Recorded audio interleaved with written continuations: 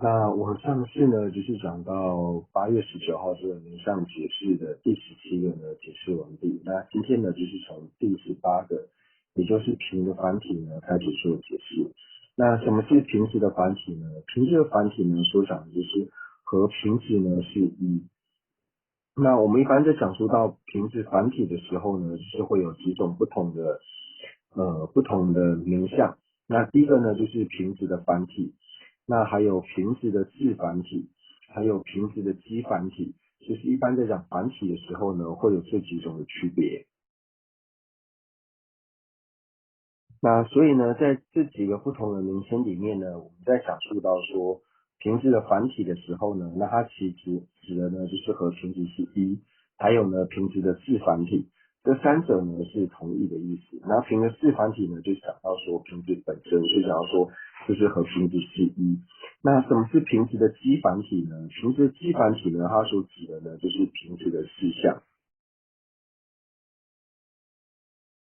那所以我们在讲述到说，就是只要是成立的法的话呢，它一定会有就是所谓的字繁体，就像是以平数二者来说呢，平数二者呢也有它的字繁体，但是呢并不会有所谓的基繁体。所以呢，只要是没有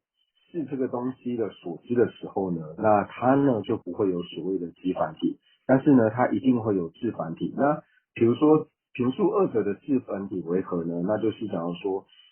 平数二者呢和它是一的，那这个呢就是平数二者的字繁体。讲完了平时的繁体之后呢，就是我们讲完繁体之后，那最后面呢就是讲到说过去、未来、现在。那以过去、未来、现在呢，就是有一种说法呢，就是如果说我们不加上一个就是事物的话，比如说我们没有一个光讲述到过去、未来、现在的时候呢，会讲到说过去还有未，会讲到说呢，过去还有未来呢是不存在的。那只要是所知的话呢，一定就是现在。那有这种讲法。那为什么是说呢？如果只讲过去、未来、现在的时候呢，那过去还有未来是不存在的呢？因为呢，在讲到说过去呢，它就已经奢侈了，既然已经奢侈呢，所以它自然呢就不存在。那未来呢，因为还未发生，还没有发生的缘故呢，所以它也不存在。所以只要是所知的话呢，它一定是现在，它不会有过去和未来。但是呢，如果我们加上了一个事物的话，或者说加上了一个呃基准的话呢，就以平时来说，平时的30呢是存在的，就是有所谓平时的过去式、平时的未来式以及平时的现在式。所以只要加上一法之后呢，那这一法的过去、现在、未来呢是可以成立的。所以我们讲说30是存在的时候呢，并不是指说单纯的过去还有未来是存在的，因为假如说只要是所知的话呢，都是现在。但是呢，结合一法之后呢，那这一法的30呢是存在的，或者是讲说以平时来说，像是平时的过去式、平时的未来式以及平时的现在呢是存在的。所以我们在加上30的时候呢，会讲说平时的过去为什么是存在的呢？因为平时的过去呢，像是在平时阴的时候，那或者是平时的进取阴的时候，那平时的阴或者是平时的进取阴的时候呢，它关带平时来说呢，它是平时的过去的缘故呢，所以平时的过去呢是存在的。那同样呢，平时的未来就像是平时的果的时候，就像是平时进取果的时候呢，那它关带于平时来说呢，它是属于未来，所以呢，平时的过去还有未来呢是存在的。那平时的现在呢，就像是平时现在的这个时候呢，就是属于平时的现在。所以平时的过去、现在、未来呢，平时的30呢是存在的。那在这边呢，要说一个就是以上文的文法来说的话呢，是为什么要加上平时的过去呢？因为平时的过去和平时过去呢，两者呢是有差别的。平时的过去呢，是指到说就是像是平时的进取音或是平时的音，那它是平时的过去的缘故呢，是因为它关带于平时来说呢，对观待于瓶子来说呢，瓶子的因呢，它已经消失了，它已经不存在了，所以它是瓶子的过去。但是呢，只讲瓶子过去的时候呢，是指说这个瓶子呢，它本身已经成为了过去式，就比方说这个瓶子呢，它本身已经坏灭了，才会讲说瓶子过去。所以呢，瓶子的过去还有瓶子过去这两者呢，在上文的语法上呢是有不同的理解方式。之前呢，就是我们已经讲述到了，就是第八页，就是我们接下来，我们现在讲完了这个名相解释之后呢，那接下来就是回到中译的内容。那中译呢，就是我们之前讲到第八页，那今天呢，就是从第八页呢，我们就接续下去，从第八页的最后一行呢开始做解释。那再者呢，就是有呢，就是存在的这个法呢，它也可以分为就是遮前法还有成立法呢这两者。那什么是遮前法呢？遮前法就想要说呢，就是透过直视自身的这个心呢，它在断除了自身的所惑之后呢，所了解的呢，那这个呢就是遮前法它的性相。或者说呢，我们在讲述到说，它本身在它的名词上面呢，就具备了这个遮止的这个名词的呢，那它就是属于遮前法。或者说呢，它在我们的心显现的时候呢，它所显现的呢是遮前的这个形象的时候呢，那这一法呢，它就是属于遮前法。那关于说呢，就是在在自身的心，就是支持自身的这个了知呢，它在断除了自身的这个所迫。那在断除自身的这个意思呢，就是在后面在中观呢，像是讲到郑理海，或者说像是顾中日善写秘书的时候呢，就是中科巴拉斯呢有用很大的篇幅呢在做解释。那总而言之呢，就是我们在讲述到，就是这里所谓的所迫呢，最主要遮前法呢，在讲到说所谓的遮前法的时候呢，最主要就是讲到说，他在内心显现的时候呢，他会先断除自身的所迫，或者说呢，他的文词之上呢，它本身呢就是具有遮止的这个文字的时候呢，它就是遮前法。那当然，在讲到说，并不是说它文字上面呢，并不具备遮前的这个文字呢，它就不会是遮前法。那我们之前有讲过，像是空性或者说是法性也好，那空性呢，还有法性呢，它本身呢是无遮，但是呢，在它的字面上呢，并没有出现遮前的这一些文字。那为什么说空性或是法性它是遮前法呢？因为它在我们的内心显现的时候呢，是显现了这个遮前相的缘故。它为显现的遮前相的缘故呢，所以它是遮前法。所以一般在解释遮前法的时候呢，会从这三个地方呢来做解释。在讲到遮前法的时候呢，就讲到说第九页的第三行，就讲到说遮前法呢，它又分为无遮还有非遮。那其中呢，无遮的事例呢，就讲到说像是无为的虚空，还有灭地以及空性。那为什么说无为的虚空呢？它是无遮呢？它是无遮最主要原因呢，就是我们在讲述到虚空的时候呢，提到虚空呢，它是为遮除了就是触碍，遮止了就是障碍以及触碰的这个呢，就是虚空它的一个体性，或是虚空的性象。因为像是以墙壁来说的话呢，那墙壁对我们来说呢，它就是一个阻碍，它就是一个障碍。那风呢，它虽然说并不像墙壁这样有阻碍，但是风呢，我们会触碰到它经过我们身上的时候呢，我们会触碰到这种风的这种感受。但是虚空呢，它就是仅仅遮除了就是障碍以及触碰的这一分呢，就称之为是虚空，就是遮除了障碍，遮除了触碍的这一分呢，就是空朗朗的这个呢，就是所谓的虚空。那这个呢，就跟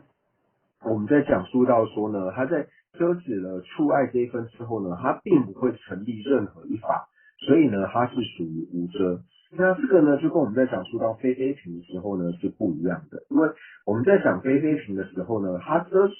止掉了非平这一分之后呢，它又成立出了平字，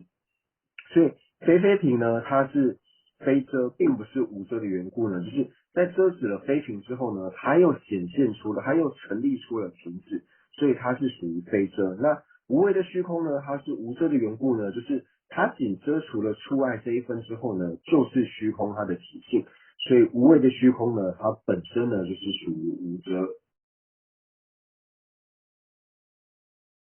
那接下来呢，就讲述到灭地。那灭地呢，就是之前我们有讲到，就是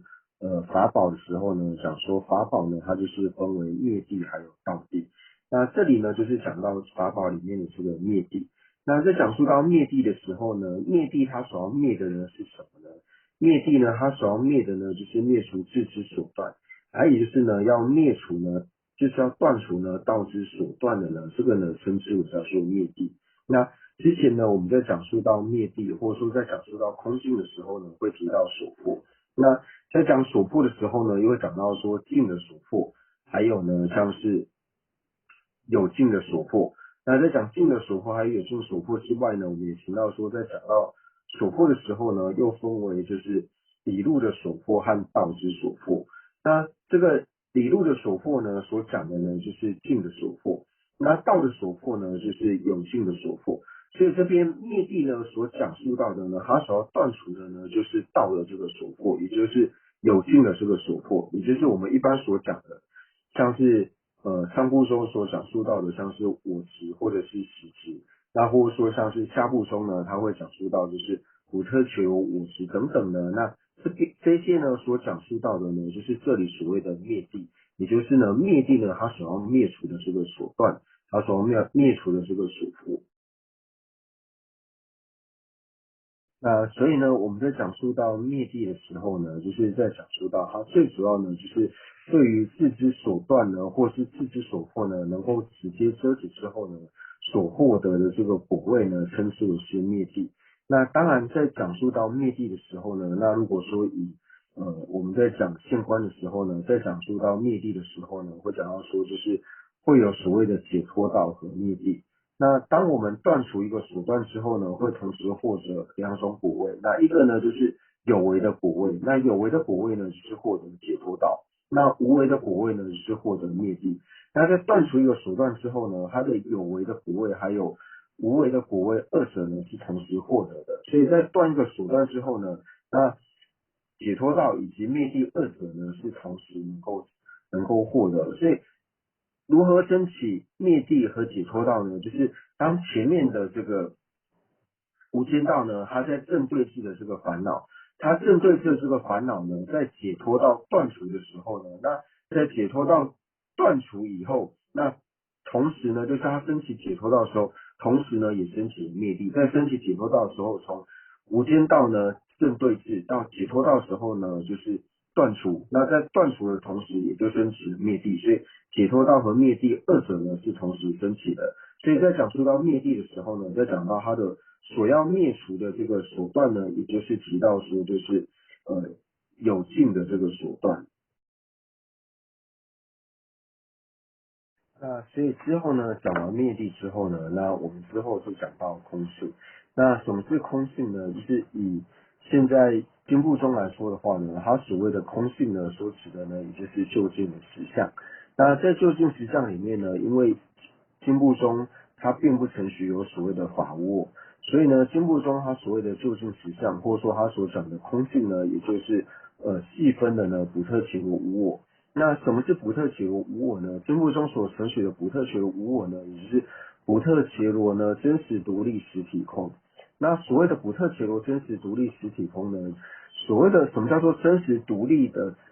实体呢？真实独立讲的呢，就是它并不需要关带运体，所以呢，不需要关带运体的这个真实独立的我呢，是不存在的缘故呢，所以它所承许的不特伽罗无我呢，就是它不承许有一个不关带运体呢真实独立的这个我的这个不特伽罗，所以它在遮止了不关带运体的真实独立的我之后呢，所呈现出来的自然而然就是不特伽罗无我，就如同我们之前呢在讲述到没有瓶子的时候是一样的。所谓的没有瓶子呢，它遮止掉了有瓶子之后呢，它并没有成立任何的这个成立法，就是遮止掉了遮止掉了瓶子之后呢，它并没有成立任何一法，所以呢，无瓶呢，它是属于无遮。那如同于此呢，我们在讲到空性的时候呢，指的就是普特伽罗无我。那普特伽罗所没有的这个我呢，所指的无我呢，就是遮止掉了不需要关带运体的这个真实独立的我之后呢，那这个呢，就是所谓的普特伽罗无我。那也因为它遮止掉了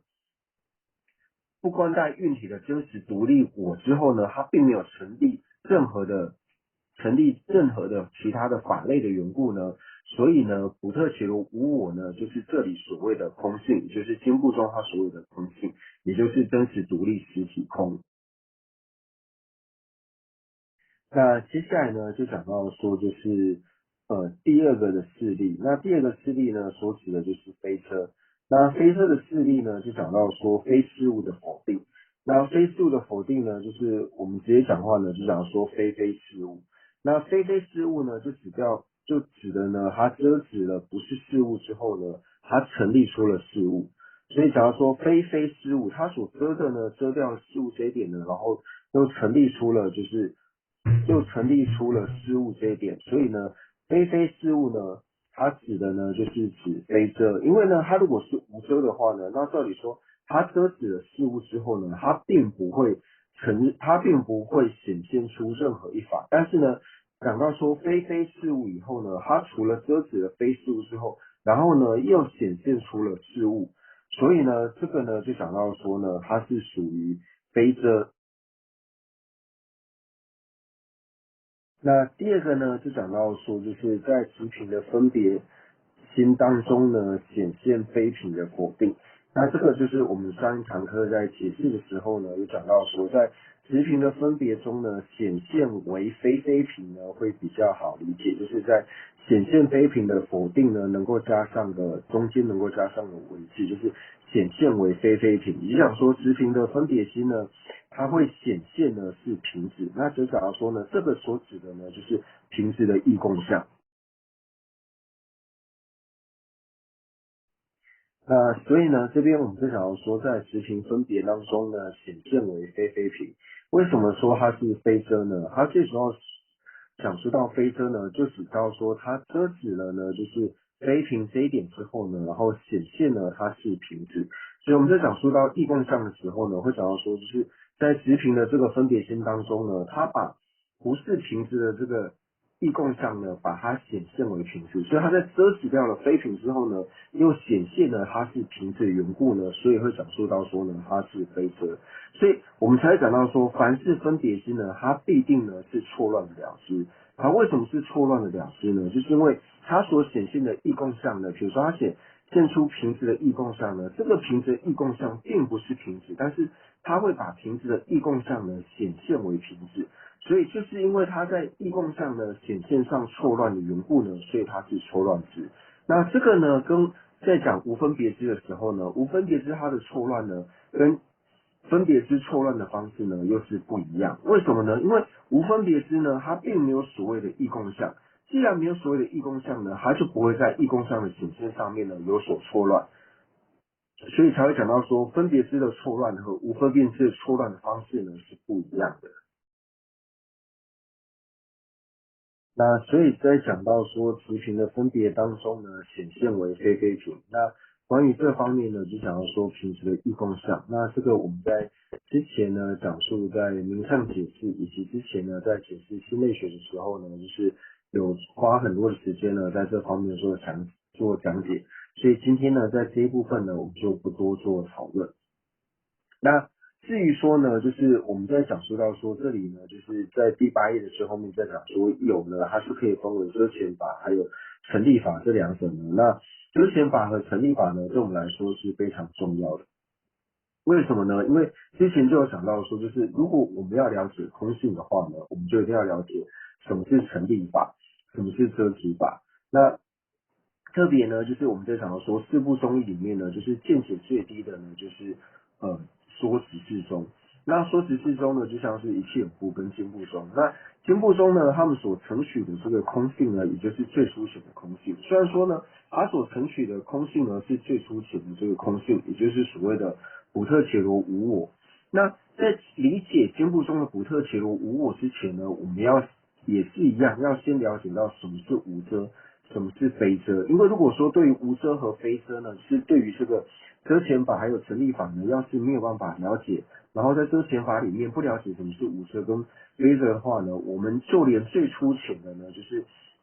经部中所承许的普特伽罗无我是什么呢，我们都没有办法如实的呢去了知。那如果说我们对于说经部中的无我见解呢都没有办法如实了知的话呢，那更何况呢像是唯识中所讲到的，就是唯识中呢除了人无我之外呢，他还讲述到了法无我或者说是空性。那同样呢在唯识中之上呢还有中观中，那中观中的无我还有空性。那如果说我们连经部中的这个所谓的普特伽罗无我都没有办法了解的话呢，那对于上部中所讲述的空性或是法无我的道理呢，我们会更难以理解。而且世尊呢，在举例到说，就是解释到空性的时候呢，那在经典里面呢，最常用的譬喻呢，就是以虚空呢来作为譬喻，因为呢，就如同虚空呢，它是无遮一样，无为的虚空它本身是无遮一样，所以空性呢，它也是无遮。那它遮止的方式呢，其实就和虚空是一样的。所以我们要是不了解虚空呢，它为什么呢是无遮的时候呢，那从这个欲呢要去了解到异空性的意思的时候呢，就会变得更为的困难，所以才想出到说，为什么遮遣还有成立法对我们来说呢是很重要，一定要去理解的。所以呢，就是关于就是更深入的这个关于遮遣法的内容呢，就如同刚刚所讲述到的，在宗喀巴大师所造的就是正理海，或者说像是善显密书里面呢，就是有更多的解释。那大家有空的话呢，就是可以去做一些阅读。那今天呢，就是我们就是先上到这边。